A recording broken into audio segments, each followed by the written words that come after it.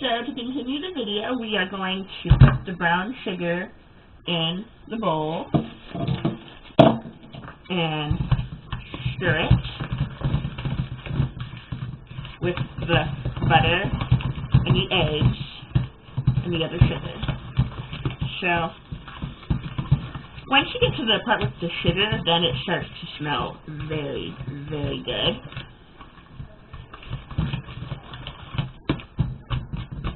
You're going to want to crunch the sugar up, because sometimes it might be in little globs. You're going to want to crunch those up, because then you'll end up with a whole cookie, just a glob of sugar, which would be very good, but that's a sugar cookie recipe, which we'll do that in another video. And then will be 1 teaspoon of vanilla. I'm using Pampered Chef vanilla. It's a very strong vanilla, so you still can use this. And it smells really good, but if you eat it plain, it tastes really bitter and stuff, so don't eat it plain. So then you're going to pour it in. I do half a teaspoon at a time so I don't spill it. And then you're going to want to put the lid back on, because I had an incident where I left the lid off and accidentally knocked it over. Made a little bit of a mess. And you'll want to stir it up a little more.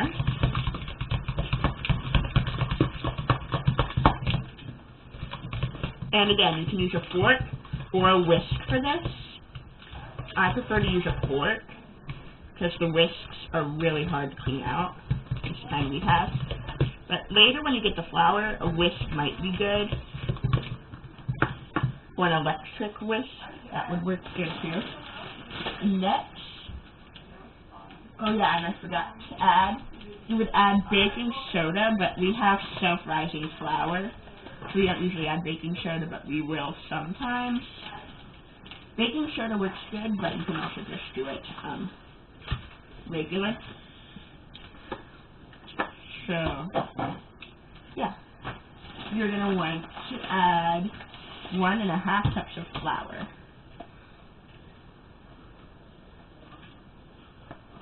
Oh gosh.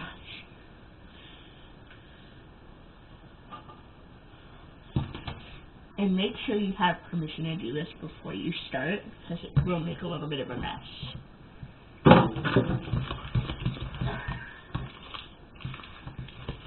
So, yeah. Whoa. This is starting to make a little bit of a mess. And that means the oven is done preheating. It takes about maybe 10 minutes if you have a good oven. If you have a bad oven, it'll take about maybe 15. Some ovens it'll take only about 5 minutes. But all the ovens are different, so you don't never know.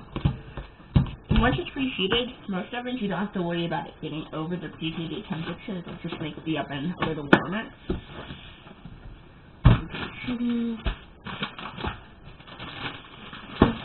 And now the cinnamon, you will need to add 1 teaspoon of cinnamon. So I'm going to rinse it out so the vanilla doesn't get inside the cinnamon. Make sure you don't contaminate your ingredients with other ingredients, because then it wouldn't taste very good next time you make cookies.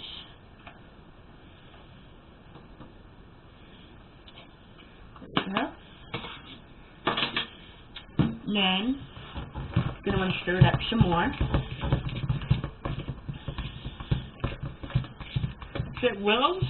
Sometimes it will look like a little glop, which you won't have to worry about that, because once you bake it, it'll turn out okay.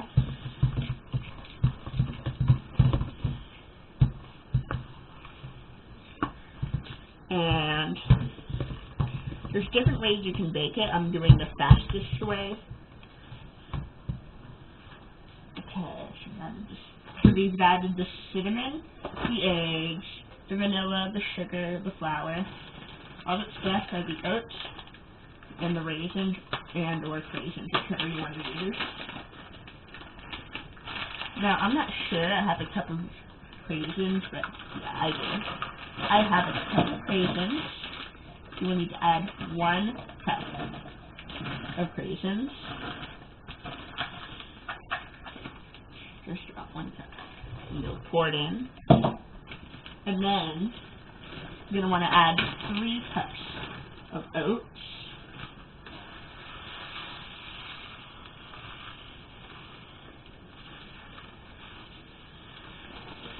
So if you're worried the recipe won't make enough cookies, depending on the size of the cookie, the average size cookie, it'll make about, I don't know, a few dozen, I would say, like maybe 2 dozen cookies, 3 dozen. And you will want to use a very big bowl, because right now my bowl is almost overflowing. So if you think the bowl is like, oh, this is big enough, even though it's a little small, you're going to want to get a very big bowl. Like one you could stick your head in, that's about the size you want. And then you're going to want to stir it all together, and then that's when it smells very, very good.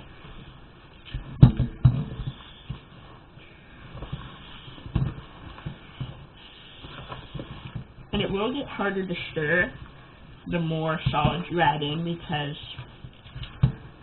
it'll get thicker. But don't add more liquid than it says, or you'll end up with watery cookies.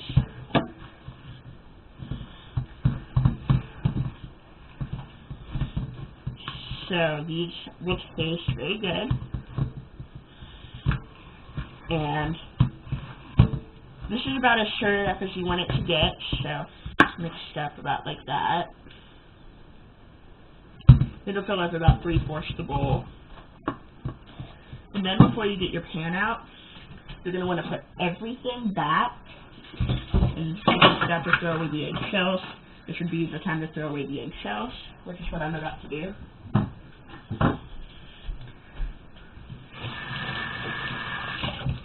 And make sure when you put stuff away, it is sealed, because last time I made cookies, it wasn't sealed, it fell out, and it got everywhere.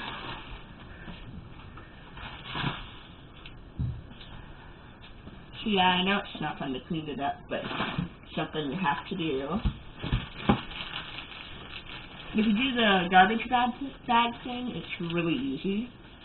Because once you take off all the ingredients, it's really easy. And if you want to look at the ingredients while I put it away, these are the ingredients. So if you can see it, looks backwards. And then, there are 2 ways you can make these cookies. First way is you can make them into bar cookies, which will take about an hour to cook. And then these will cook for about maybe 10 to 15 minutes. It's up to you to do. I think you can find this recipe online. I'm not sure, my aunt gave me this recipe. So, yeah, the eggs.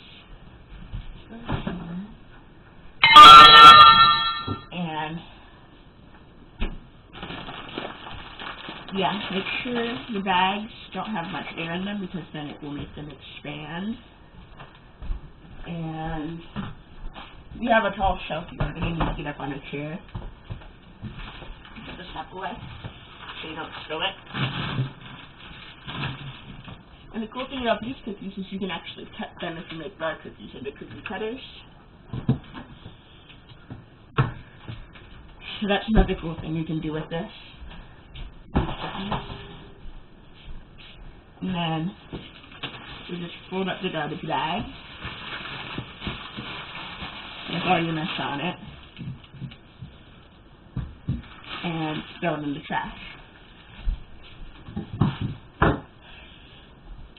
Now we're ready to start baking the cookies. So you're going to want to get a somewhat big cookie pan tray, about this big. It's about this size. It will hold about a dozen to 14 cookies. And something you can do if you have them. Use cookie scoopers.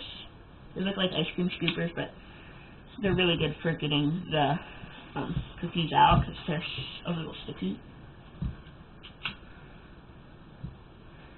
And that's not the size I wanted. You have to make sure you don't get your sizes confused, because then you end up with like maybe 1 dozen cookies or 2 dozen.